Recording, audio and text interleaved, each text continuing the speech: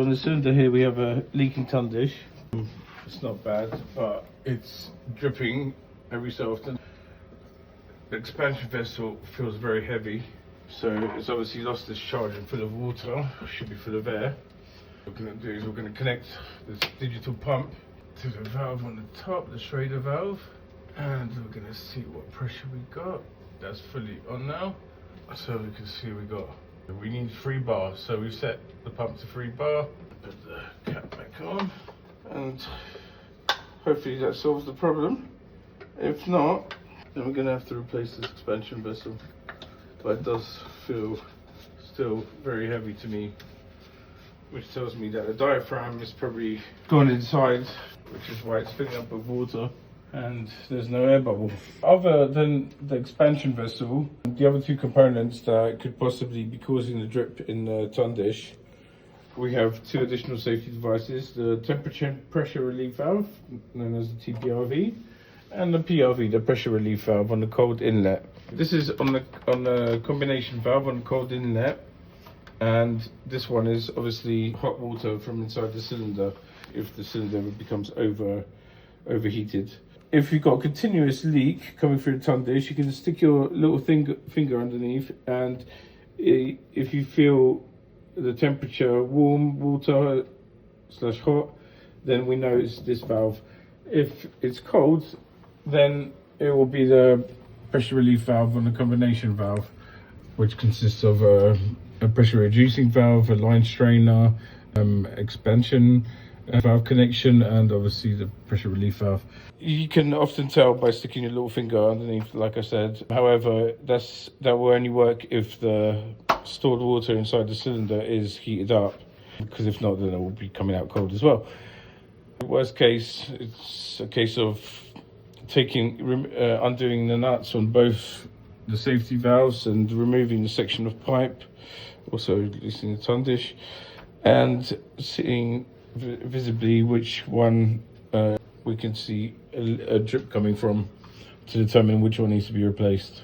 The pressure relief valve or the combination valve can be replaced without having to drain the whole contents of the cylinder, because it's got a double check valve inside, so the water connection to the cylinder inlet should not back up, providing that check valve is working. However, to change the temperature and pressure relief valve, then the cylinder will need to be partially drained below the level of the exit point, so that can be removed and replaced without flooding the place. Now, it's difficult to diagnose, especially for a customer to diagnose whether the issue is the expansion vessel, the PRV, or the TPRV. I mean, the expansion vessel, in a lot of cases, you can just give it a light wobble and you can feel if it's heavy. Quite often we find expansion vessels literally coming off away from the wall, because in this case we've got 18 litres, that's 18 kilos of water basically hanging off this wall, and a lot of the time you have plasterboard walls with plasterboard fixings that cannot hold that kind of weight, but you can tell.